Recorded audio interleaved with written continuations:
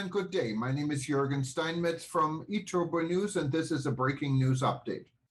For more news updates and shows, please go to youtube.com/travel news group. youtube.com/travel news group. Here's our update. Cruise ship refuses to return to the U.S., seeks refuge in the Bahamas.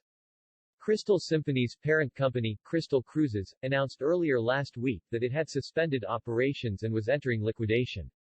Crystal Cruises' Crystal Symphony cruise ship abruptly changed course on Saturday, heading for the Bahamian island of Bimini instead of sailing to Miami, Florida, after a U.S. judge ordered its seizure due to $4.6 million in unpaid fuel bills.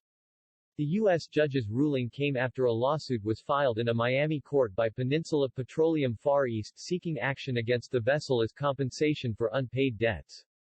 The lawsuit claims that Crystal Cruises and Star Cruises, which chartered and managed Crystal Symphony, are in breach of contract with Peninsula Petroleum Far East, owing the company $4.6 million in unpaid fuel bills.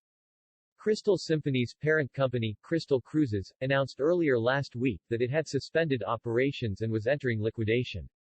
Suspending operations will provide Crystal's management team with an opportunity to evaluate the current state of business and examine various options moving forward, Crystal Cruises said in a statement prior to starting the liquidation process. For 700 Crystal Symphony's passengers, their 14-day Caribbean voyage came to unexpected and abrupt end over the weekend, when their cruise ship refused to return to the U.S., seeking refuge in the Bahamas instead. Crystal Symphony passengers were reportedly taken by ferry to Fort Lauderdale or local airports after the unscheduled diversion. Crystal Cruises currently has two other vessels in the middle of voyages, with one set to end its trip in Aruba on January 30 and another in Argentina on February 4.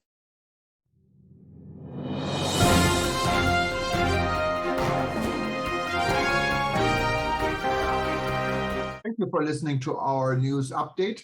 There's more on youtube.com/travel news group, or you can read us, of course, in going to our news portal at eTurboNews.com or travelnews.online.